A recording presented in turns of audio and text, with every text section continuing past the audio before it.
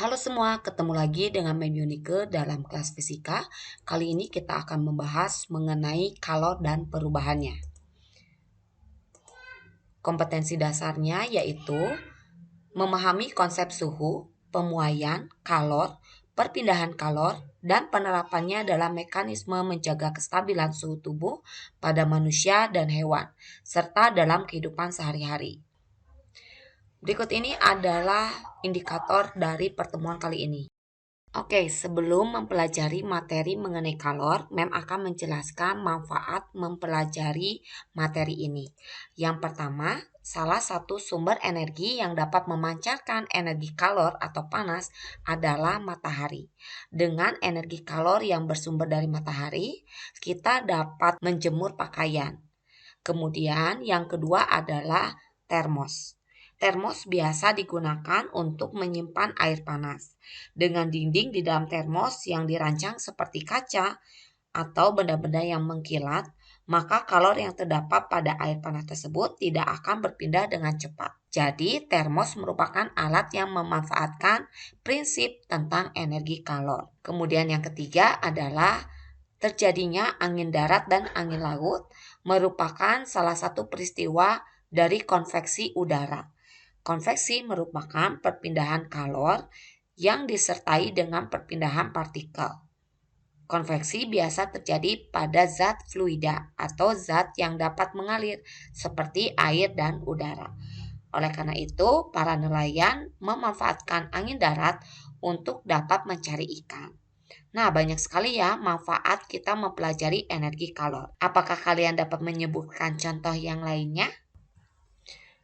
Coba kalian perhatikan gambar ini.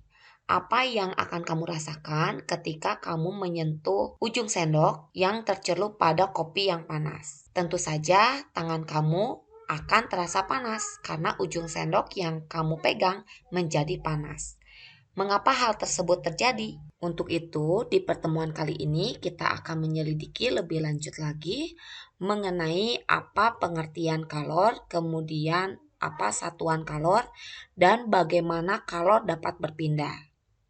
Nah, kali ini Mem akan mengajak kalian untuk melakukan suatu percobaan sederhana menggunakan aplikasi PET Simulation. Nah, ini merupakan aplikasi PET Simulation yang akan kita gunakan untuk menyelidiki apa pengertian kalor dan bagaimana kalor dapat berpindah.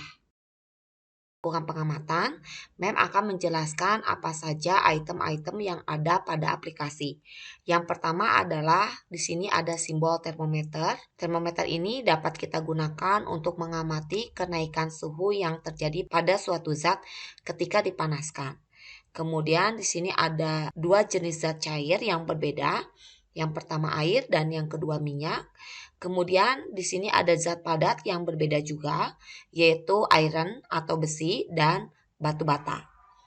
Nah, langsung saja di sini ada energi simbol.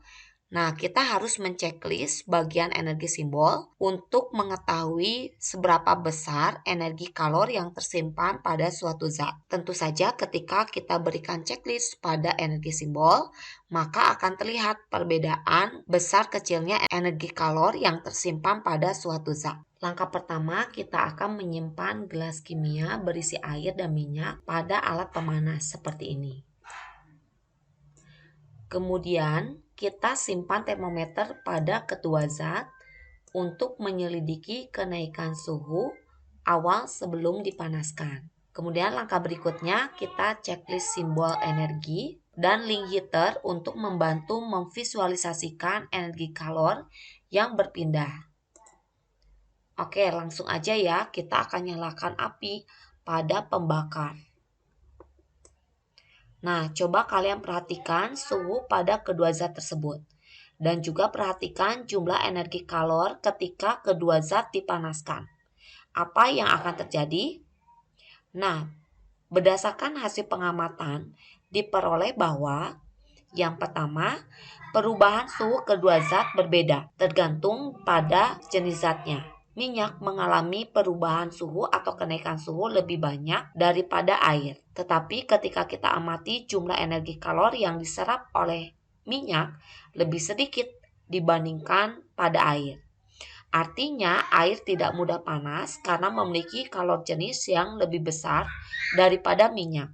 Karena prinsipnya semakin besar nilai kalor jenis, maka semakin banyak pula kalor yang digunakannya untuk memanaskan suhunya sebesar 1 derajat Celcius. Sebaliknya, semakin sedikit kalor jenis suatu benda, maka semakin mudah untuk naik suhunya. Lebih sedikit pula kalor yang dibutuhkan untuk menaikkan suhu sebesar 1 derajat Celcius. Kita dapat simpulkan bahwa minyak lebih cepat naik suhunya daripada air, karena minyak memiliki kalor jenis yang jauh lebih kecil daripada air. Selanjutnya kita akan melakukan percobaan yang kedua.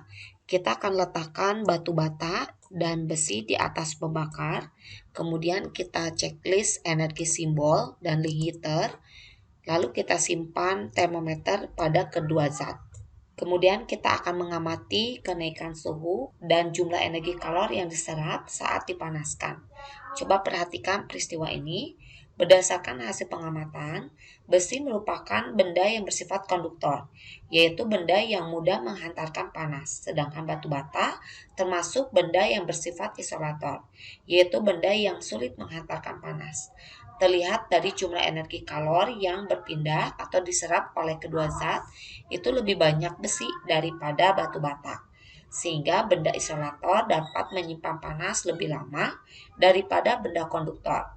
Nah, kemudian terlihat pada kenaikan suhu batu bata lebih tinggi daripada besi. Nah, melalui percobaan yang kedua ini, kita pun dapat menjelaskan peristiwa yang terjadi dalam kehidupan sehari-hari.